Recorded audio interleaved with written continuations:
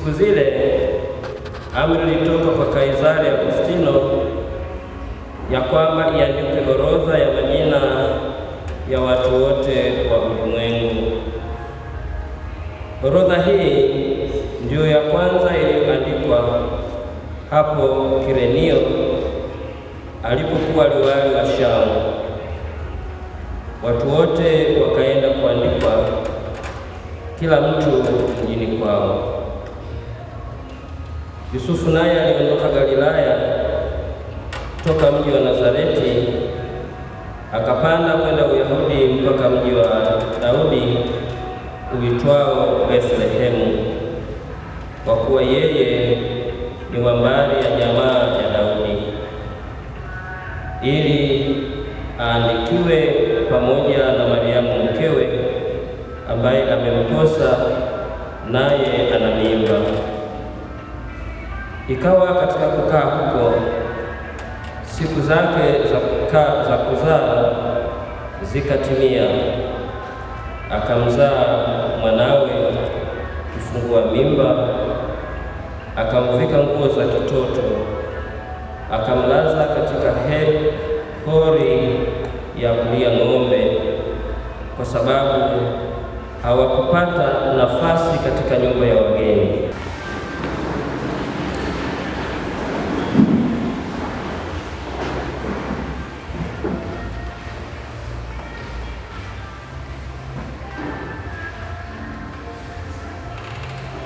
Wapendwa waamini wenzangu, tumsifu Yesu Kristo. Mahujaji katika matumaini, mahujaji katika matumaini. Basi matumaini hayo ya sisi mahujaji yanatokana na mtoto huyu anayezaliwa leo, au tuseme aliyezaliwa leo. Huyu ndiye matumaini yetu. Basi ndugu zangu, tutafakari kidogo juu ya tukio hili na mama Bikira Maria na Yusufu na mtoto Yesu. Mama Bikira Maria akiwa amefikia siku yake ya kujifungua, anahangaika mahali salama pa kujifungulia. Wanaenda kwenye nyumba za wageni kuulizia, jamani, vipi hapa sisi tuna shida. Mama wakati huo kwa miezi ile 9 na kukaribia, mpaka unamwonea huruma. Lakini tunaambiwa wamekosa nafasi kwenye nyumba ya wageni. Piga kule mbele Yesu, hakuna nafasi. Kwa nini? Kwa sababu nyumba ya wageni imejaa, vyumba vimejaa. Kwa sababu hiyo Yusufu na mama Maria wakahangaika, wakaishia kwenye hori la wanyama kwenda kujifungia kule.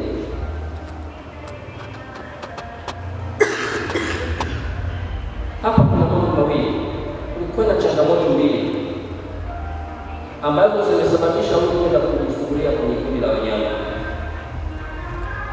na changamoto hizo zilizotokea wakati huo nataka tuzichukue na tuone kwamba sisi leo tuna changamoto hizo. Changamoto ya kwanza ni kweli yule mwenye nyumba ya wageni angefahamu ni mtoto gani huyu ambaye mama mtu anaomba akajifungie kwenye nyumba yake, angefahamu mtoto huyu ni mtoto gani, kwamba ni mwana wa Mungu, kwamba amezaliwa na kutungwa kwa uwezo wa Roho Mtakatifu. Mungu mwenyewe amemtuma malaika akapata mimba kwa uwezo wa Roho Mtakatifu, na kwamba huyu atakayezaliwa ni wa pekee, ni mfalme wa wafalme, mfalme wa amani, ni mkombozi wa watu wote. Hivi kweli mtu huyu mwenye nyumba hii ya wageni angefahamu hili? Hivi kweli angemnyima nafasi? Angethubutu kumwambia nyumba imejaa mwana wa Mungu, mkombozi wa matumaini, mkombozi wa ulimwengu, akiwemo yeye mwenyewe mwenye hiyo nyumba? Angejua hilo, angemwambia kweli kwamba nyumba imejaa. Maana hata sisi katika maisha yetu, kukiwa na mgeni maarufu kabisa, mgeni unayemheshimu, unayemfahamu ni nani, ana sifa zake, akija kwako kuomba kwako au kulala, hakika inatokea mara nyingi, na ndio inavyotakiwa. Unaweza kuambia watoto wako, hebu nyinyi laleni hapa, mgeni apate mahali pa kulala wa aina hiyo. Tena wakati mwingine ikitegemea ni mgeni namna gani na yukoje, hata mama baba mwenye nyumba wanaweza wakampisha huyu mgeni alale hapa, wao wakalala hata na watoto au wakalala na chini, ikitegemea na hadhi na heshima ya huyo mgeni uliyempata. Sembuse mwana wa Mungu, mkombozi, ukamwambia hakuna mahali pa kulala, hakika angefahamu kwamba huyu ni nani, mama wa Mungu, mwenye mtoto huyu, asingekosa mahali pa kumweka ajifungue mama, asingekosa hata kachumba kadogo amruhusu mama ajifungue mtoto huyu, asingekosa. Kumbe ni kwa sababu hakutambua kwamba huyo anataka kujifungulia huyu ni nani, hakutambua uzito na maana na nafasi na kazi ya huyu mtoto, hakutambua hiyo. Anamwambia hakuna nafasi. Inasikitisha, inauma, hakuna nafasi. Na pengine watu waliojaza nafasi huko kwenye vyumba, wengine wanafanya mambo ya dhambi tu. Kwa hiyo nyumba imejaa kwa namna fulani, hawezi kupata nafasi, itakuwa imejaa. Nyumba yangu imejaa kutokujali majitoleo ya dini. Nyumba yangu imejaa kutokujali Jumapili na siku za amri kwenda kanisani. Nyumba yangu imejaa kutokutoa zaka. Nyumba yangu imejaa vitu mbalimbali ambavyo kwavyo leo hii namwambia Yesu ataka kuzaliwa kwangu, namwambia nyumba imejaa. Kama vile nilivyosema, nyumba ya tuliyosikia kwenye Injili, nyumba ya huyu mwenye nyumba ya wageni anamwambia imejaa, lakini kuna watu huko ambao wa hofu, maana angemjua huyu mtoto ni nani. Hata wale ambao walikuwa wamefanya cooking, wanasema cooking ya vyumba, angewaambia acha, usije, ili kumpa nafasi mtoto huyu wa hadhi hii azaliwe yule, na ingekuwa heshima kubwa kwa mwenye nyumba hiyo kwamba mama wa Mungu anajifungulia kwake na mtoto anazaliwa ana haki hiyo. Hivyo kwa changamoto hizo zote mbili alizozipata mwenye nyumba za kutokumtambua mtoto mwenyewe na familia hii, na changamoto ya kujaa kwa nyumba, zinaweza zikawa changamoto zetu sisi, wewe na mimi leo, ya kutokumtambua vilivyo na kwa kujaza nyumba yetu kwa mambo ambayo hayafai. Sasa sisemi kwamba wote tuko hivyo, lakini pia tusikane kwamba hatuko, tuko. Kwa hiyo cha msingi, kila mmoja wetu ajiulize na atafakari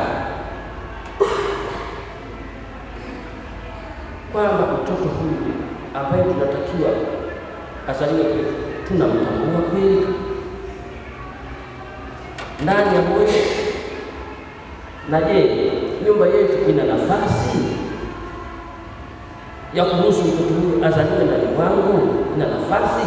Na kama haina nafasi, nini kimejaza nyumba hii? Na kwa nafasi ya mtoto huyu, kwa nini tusiondoe vitu hivi vingine vinavyozuia mtoto huyu asizaliwe ndani mwangu? Kwa nini tusivizuie?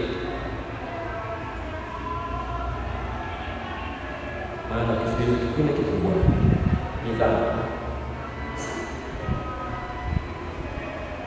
Kwa hali yangu ya maisha kiroho, hali ya dhambi, ninamlazimisha mtoto huyu, badala ya kuzaliwa ndani mwangu na mwako akazaliwa kwenye pango la wanyama. Tunamfukuza kwa maisha yetu tunavyoishi, tunamfukuza mtoto huyu asizaliwe sasa, asizaliwe kwangu, badala yake tunamfukuzia kwenye pango. Kumbe kifupi, kama kweli tunamtambua mtoto huyu, tulijiandaaje? Tumepewa wiki 4 za majilio kuandaa mahali mtoto atakapozaliwa. Tumejiandaaje? Tumejisafishaje? Tumeungama?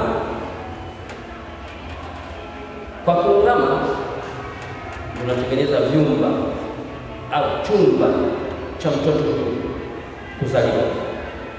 Tumeungama, tumejisafisha, tumetubu, tumejirekebisha, nyumba yetu ikawa safi, na hivi mtoto huyu badala ya kwenda kuzaliwa kwenye pango, iwe ndani yetu.